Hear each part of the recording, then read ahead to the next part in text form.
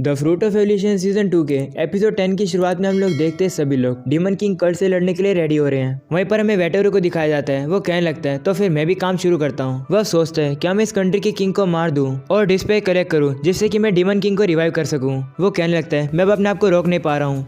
और अब अगले सीन में हम लोग देखते हैं सभी लोग ड्रिंक करके सो जाते हैं। वहीं हम लोग पेसिफर मैन को देखते हैं जो कि अपनी रूम की खिड़की से बाहर देख रहा होता है। तभी वो पीछे मुड़ता है और अचानक से उसके ऊपर कोई हमला कर देता है। और अब अगले ही सीन में हम लोग देखते हैं वो जमीन पर पड़ा होता है। उसकी बॉडी से काफी खून निकल रहा होता है। और अब अगली सुबह हम लोग देखते हैं डिटेक्टिव वेटोरू गसल के साथ इस मिस्ट्री को सोल्व करने लगता है कि आखिरकार पेसिफर मैन को मारा किसने। उन्हें जमीन पर सिर्फ दूध की बोतल ही पड़ी दिखाई देती है। वहीं गसल पेसिफर मैन को देखकर कहता है ये तो मर गया। ये सुनकर सभी शॉक हो जाते हैं। वहीं पर एरिस जाकर पेसिफर मैन की पल्स को चेक करती है और कहती है इसकी पल्स तो चल रही है, यानी कि जिंदा है। वहीं गसल उसकी बात को नहीं सुनता है और कहता है कि मैं मर्डरर को जिंदा नहीं छोड़ूंगा। आखिर उसकी हिम्मत कैसे हमारे शो के साइड कैरेक्टर को मारने की। वहीं बेरी सोचती है कहीं ये डीमन किंग के कल्ट वालों ने तो नहीं किया। तभी वेटोरू कहता है कि मैं गुनहगार को ढूंढ कर रहूंगा। और अब वो गसल से कहता है चलो हम लोग मिलकर इन्वेस्टिगेशन करते हैं। थोड़ी सी इन्वेस्टिगेशन करने के बाद वेटोरू कहता है कि ये डीमन किंग कल्ट का काम नहीं है। ये सुनकर एरिस कहती है तुम्हें ऐसा क्यों लगता है। तभी गसल कहता है हमें थोड़ी एविडेंस कलेक्ट करने चाहिए। ये सुनकर वेटोरू अब पेसिफर मैन की दूध की बोतल से दूध पीने लगता है। उसे पीने के बाद वेटोरू कहता है कि ये तो अभी भी गर्म है, इसका मतलब ये थोड़े समय पहले ही मरा है। ये सुनकर गसल वेटोरू से कहता है कि इसकी तो जिब भी खुली हुई है, तुम्हें क्या लगता है ऐसा क्यों होगा। और अब वो दोनों कुछ अजीब ही सोचने लगते हैं। उन्हें सुनकर एरिस कहती है तुम ये कैसी अजीब बात कर रहे हो। और अब अगले सीन में हम लोग देखते हैं गसल मैग्नीफाइंग ग्लास का यूज करके वहां पर देख रहा होता है और कहता है एविडेंस कलेक्ट करना तो काफी ज्यादा मुश्किल है, चलो एक ब्रेक लिया जाए। तभी गसल को पेसिफर मैन के हाथ में एक बोतल दिखती है। वो सोचता है ये तो चाय है और अब वो उसे पीने लगता है, लेकिन तभी उसके हाथ से वो फिसल जाता है और वो नीचे गिरकर टूट जाता है। ये देखकर एरिस गुस्सा हो जाती है और गसल से कहती है एक ही एविडेंस था, तुमने उसे भी तोड़ दिया। और अब अगले सीन में हम लोग देखते हैं वेटोरू और गसल सस्पेक्ट रूम में ट्रेंच कोट मैन को ले आते हैं और कहते हैं तुमने गुनाह क्यों किया। तो वो उनसे कहता है कि तुम अपने साथी के ऊपर ही कैसे शक कर सकते हो। तो वेटोरू कहता है हमें इन्वेस्टिगेशन करने के लिए पेसिफर मैन के करीबी लोगों पर ही शक करना होगा। तो ट्रेंच कोट मैन कहता है मैं अपने अंडरवेयर की कसम खा के कहता हूँ मैंने गुनाह नहीं किया।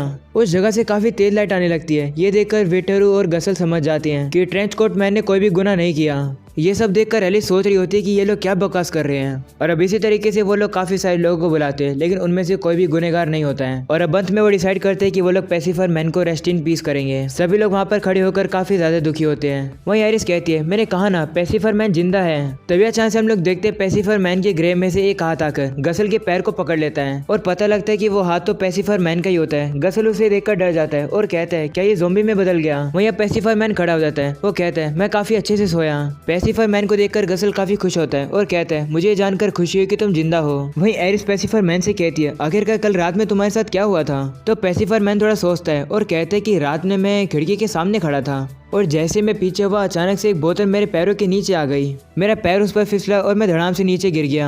ये सुनकर सभी लोग हंसने लगते हैं और कहते हैं इतनी छोटी सी बात हुई थी। वहीं अब गसल काफी खुश होकर कहते हैं हमने केस को काफी इजीली सॉल्व कर दिया। और अब गसल सभी से कहते हैं इसी चीज को एंजॉय करने के लिए हम लोग चलकर बात लेते हैं, जिस पर सभी लोग भी मान जाते हैं। और अब गसल वेटोरू से कहता है दोस्त तुम्हारा शुक्रिया, तुम्हारी वजह से हम लोग इस केस को काफी जल्दी सॉल्व कर पाए। वहीं वेटोरू भी उसके साथ हाथ मिलाकर कहता है मुझे काफी खुशी हुई कि मैं तुम्हारे काम आ सका।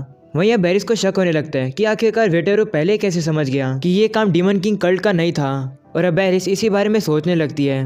और अब अगले सीन में हमें एकेडमी दिखाई जाती है जहाँ पर साइची अपने स्टूडेंट को बताता है कि विम्बर किंगडम ने और डीमन किंगडम ने अपने अलायंस बना ली है और हो सकता है कि वो लोग काफी जल्द डीमन किंग कल्ट से लड़ेंगे। इसलिए साइची अपने सारे स्टूडेंट को स्ट्रॉन्ग बनने के लिए कहता है ताकि वो लोग डीमन किंग कल्ट से इस एकेडमी को और अपने आप को बचा सके। और अब अगले सीन में हम लोग देखते हैं एरिस अपने घर जा रही होती है। तभी उसे फील होता है कि कोई उसका पीछा कर रहा है। वो पीछे मुड़ती है तो उसे पता लगता है कि पीछे तो वेटोरू होता है। वो उसे पूछती है तुम यहाँ पर क्या कर रहे हो, तुम तो बाकी सभी के साथ बात लेने जाने वाले थे ना। तो वेटोरू एक इवल स्माइल करके कहता है मैं कोई और काम करने आया हूँ। ये सुनकर एरिस उसे पूछती है आखिरकार तुम्हारे कहने का क्या मतलब है। तो वेटोरू कहता है मैं अपने आप को कंट्रोल नहीं कर पा रहा हूँ, मैं तुम्हें मारना चाहता हूँ। ये सुनकर एरिस उसे कहती है मुझे पहले पता चल गया था कि तुम में कुछ गड़बड़ है। और वेटोरू कहता है कि मैं डीमन किंग कल्ट का एक मेंबर हूँ और प्लीज मुझे मजा लेने देना। ये सुनकर एरिस भी उसे लड़ने के लिए तैयार हो जाती है और अब वो अपने विप से वेटोरू के ऊपर हमला करती है, लेकिन उसे कुछ भी नहीं होता है। जिसके बाद वेटोरू काफी तेजी से आके एरिस के ऊपर हमला करता है और कहता है मुझे पता था कि मुझे बिल्कुल ही मजा नहीं आएगा।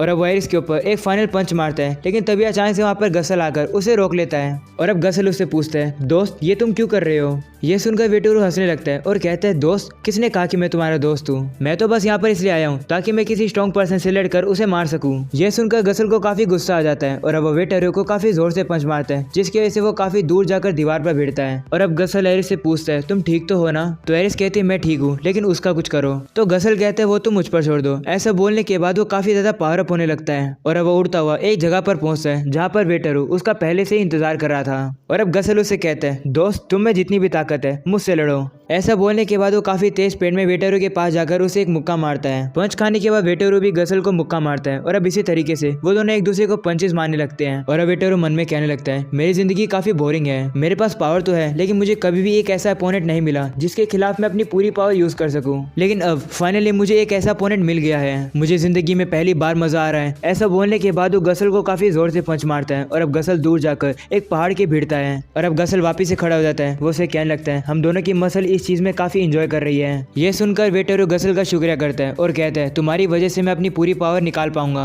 ऐसा बोलने के बाद वेटोरू अपनी काफी सारी पावर निकालने लगता है और उसकी मसल काफी ज्यादा बड़ी हो जाती है। उसे देखकर गसल उसके मसल की तारीफ करता है और अब वेटोरू गसल से कहने लगता है मुझे डीमन किंग या फिर किसी भी चीज से अब कोई फर्क नहीं पड़ता है, मुझे तो बस तुमसे लड़ना है। यह सुनकर गसल भी जोश में आ जाता है और अब वो वेटोरू के ऊपर हमला करता है, लेकिन वेटोरू को कुछ भी नहीं होता है। तो वेटोरू भी काउंटर अटैक करता हुआ गसल को मुक्का मारता है। तो गसल भी अब वापस जाकर एक पहाड़ से टकरा जाता है। उसे देखकर वेटोरू से कहने लगता है क्या हुआ, खत्म हो गए, लड़ो मुझसे।